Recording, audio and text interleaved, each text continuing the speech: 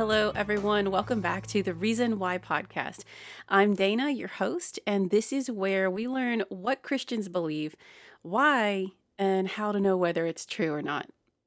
We are working our way through C.S. Lewis's Mere Christianity, one chapter at a time. To quickly recap the book thus far, C.S. Lewis, known to his friends as Jack, was a strong atheist well into his adulthood, but he was also a strong thinker and questioner. Lewis begins by pointing out something all humans experience, an inner sense of right and wrong, what he calls the moral law. Then he argues that if this moral law really exists, it points to a mind behind the universe that cares about how we behave. He then picks up in the second section of the book, going through the inevitable conclusions of who and what that being might be. Through process of elimination, Christianity becomes the most reasonable choice. And if that is the case, then the historical man, Jesus, deserves a serious investigation. By the end of this section, Lewis presents his readers with a decision point. Was Jesus a liar, a lunatic, or Lord? So the first half of the book answers what is true about reality. And now Lewis turns to the question, if Christianity is true, how should we live? Last time we dug a little deeper into the reliability of the Bible. Trust me, we just scratched the surface of that topic, but hopefully you came away with more confidence in the trustworthiness of that historical text. It's not just a book of fairy tales. And now we're going to keep moving forward.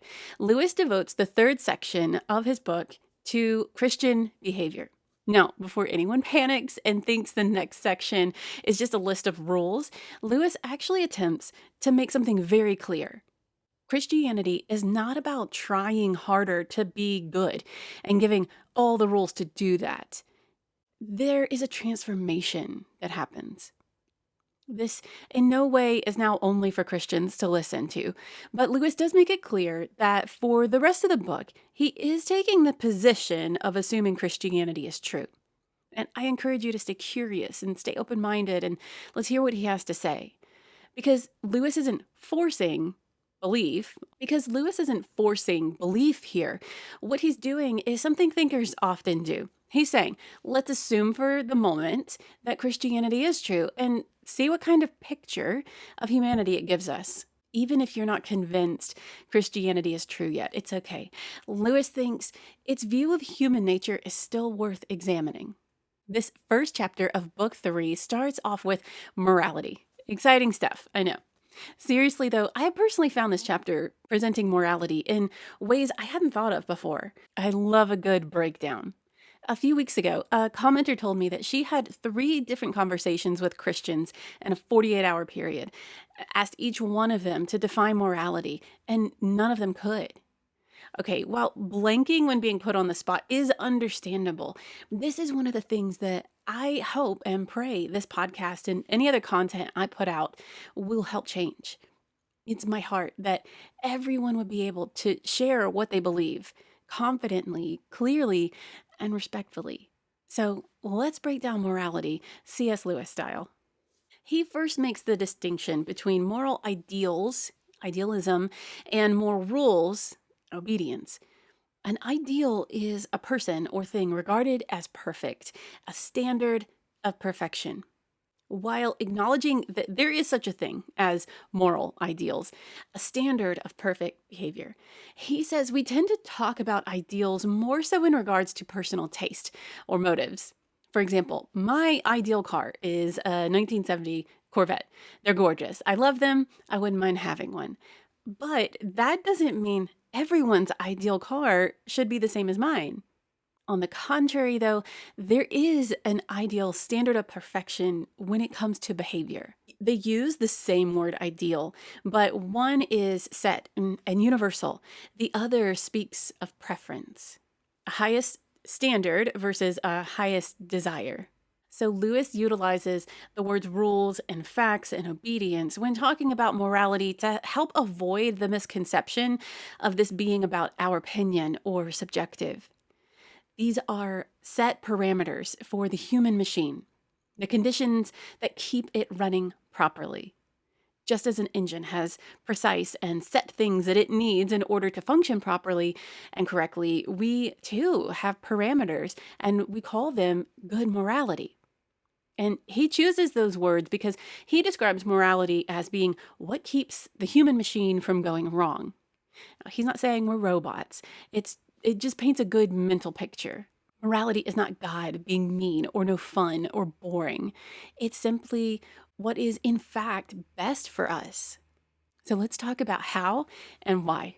Lewis says morality is concerned with three things: relations between man and fellow man, things inside each man, and relations between man and the power that made him. Let's break that down using Lewis's example of a fleet of ships.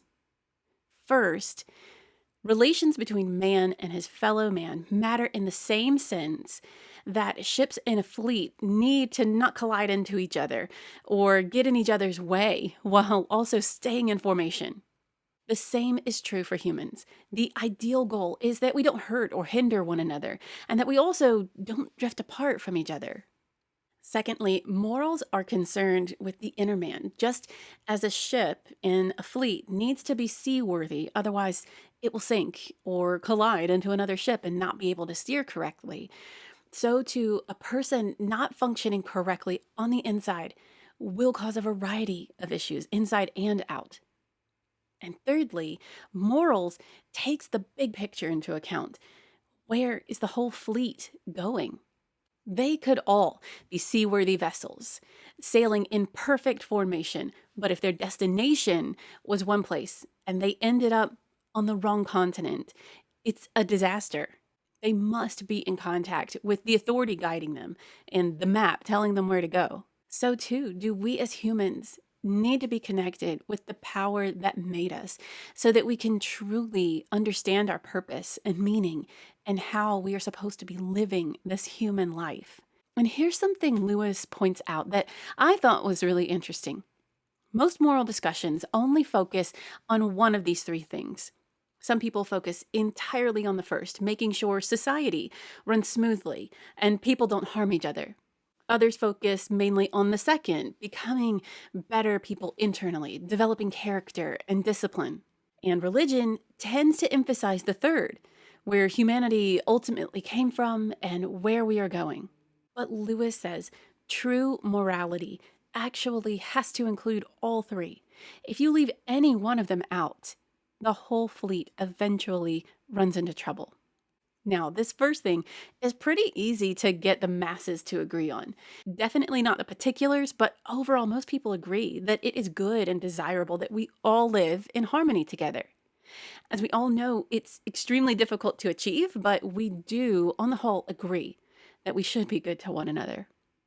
The second point, however, is where things start to get dicey. Because we want good and safe societies, but we all have different ideas about how to do that. And at the end of the day, you can't make people good through laws. Now, don't get me wrong. Please, we need laws. We can disagree on the amount and particulars, but laws are necessary. But just because most people will obey laws doesn't mean that they're good people.